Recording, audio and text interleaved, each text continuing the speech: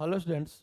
आज हम लोग जेईई एडवांस 2020 में पूछे गए हीट एंड थर्मोडायनेमिक्स का क्वेश्चन डिस्कस करते हैं। देखिए क्वेश्चन क्या है। Consider 1 mole of helium gas enclosed in a container at pressure P1 and volume V1. It expands isothermally to volume 4 V1. After this, gas expands adiabatically and its volume becomes 32 V1. Work done by the gas during isothermal and adiabatic expansion processes are WISO and W adiabatic respectively. The ratio W isothermal by W adiabatic equals F ln2. Then F is, देखिए बहुत simple question है। Initial जो condition है, initial pressure दिया है कितना P1 और volume दिया है V1। यहाँ से आइसोथर्मल प्रोसेस है, आइसोथर्मल प्रोसेस, और वॉल्यूम हो जाता है कितना 4V1, 4V1। और इसके बाद एडियाबेटिक प्रोसेस है, एडियाबेटिक प्रोसेस, और वॉल्यूम हो जाता है कितना 32V1। अब यहाँ देखिए पहले ये आइसोथर्मल प्रोसेस है, तो आइसोथर्मल प्रोसेस के लिए हम लोग जानते हैं पी वी इक्वल्स कॉन्स्टेंट। तो अगर आइसोथर्मल प्रोसेस का इक्वेशन यूज करें तो P1 V1 इक्वल्स P2, और V2 हो गया कितना 4V1। यहाँ से आपका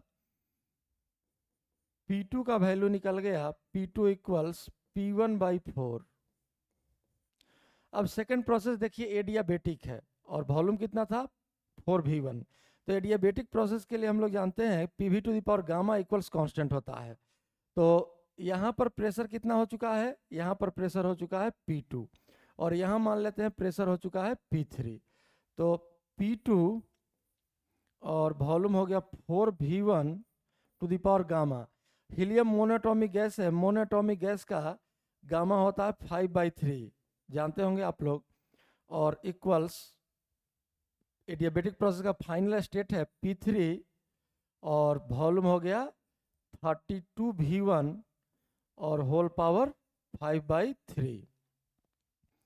अब यहाँ से अगर हम लोग P3 सॉल्व करें तो देखिए V1⁵ 5/3, V1⁵ 5/3 कैंसिल हो जाएगा, और P3 हम लोग लिख सकते हैं अब यहाँ से कितना, तो P2 × 4⁵ 5/3 डिवाइड बाई 32⁵ 5/3, और ये वैल्यू हो जाएगा आपका P2, तो 4/32 होल पावर 5/3, और 4/32 हो जाएगा 1/8। तो 1/8 को हम लोग लिख सकते हैं 1/2⁵, और इसका पावर है 5/3। पावर का पावर मल्टीप्लाई होता है तो 3 और 3 कैंसिल हो जाएगा, और डिनोमिनेटर में 2⁵ मतलब 32। तो P3 का फाइनली वैल्यू आ गया आपका P2/32।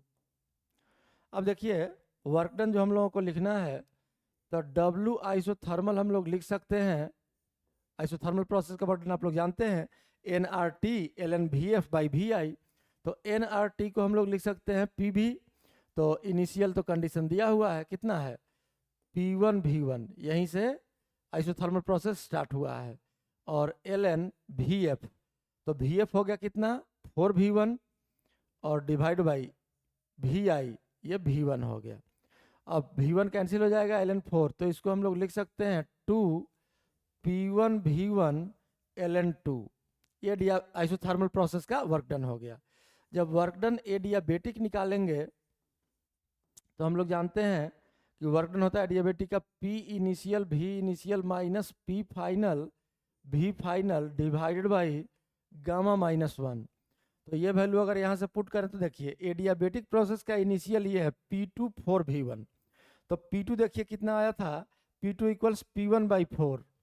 ये वैल्यू हो जाएगा, यहाँ लिख लेते हैं P1/4, और V1 कितना है 4V1 इनिशियल वॉल्यूम, और माइनस PF। तो PF सामने दिख रहा है P3, P2/32। तो P2 का वैल्यू यहाँ से कितना है P1/4। तो P1/4 ये P2 हो गया, और डिवाइड बाई 32, तो 4 × 32, और वॉल्यूम कितना हो गया, तो वॉल्यूम दिया हुआ है, फाइनल वॉल्यूम कितना आ गया था 32V1।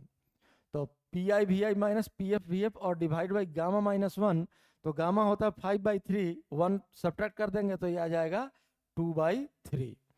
अब यहाँ से देखिए ये 4 कैंसिल हो गया और ये 32 कैंसिल हो गया। तो P1 V1 यहाँ से कॉमन आ जाएगा, P1 V1 बाई 2 और ये 3 गया ऊपर, और बाकी क्या बचेगा, यहाँ बच गया आपका 1 और माइनस यहाँ बच गया 1/4, तो ये वैल्यू आ गया 3/4। तो ये हो गया 9P1 V1 डिवाइडेड बाई 8। अब हम लोगों को सॉल्व क्या करना है, W isothermal by W adiabatic. तो W isothermal divided by W adiabatic, ये वैल्यू क्या आ जाएगा, देखिए W आइसोथर्मल क्या है, 2P1 V1 ln 2 divided by adiabatic का वर्क डन है 9P1 V1 बाई 8, तो 8 तो जाएगा ऊपर, तो P1 V1 कैंसिल हो गया और ये आ गया वैल्यू कितना आपका 16/9 ln 2। अब f का वैल्यू लिखना है, यही f ln 2 है, तो f का वैल्यू कितना हो गया 16/9। चाहे तो इसको डिवाइड कर लें आप लोग, पॉइंट में आ जाएगा। यही इसका सॉल्यूशन है।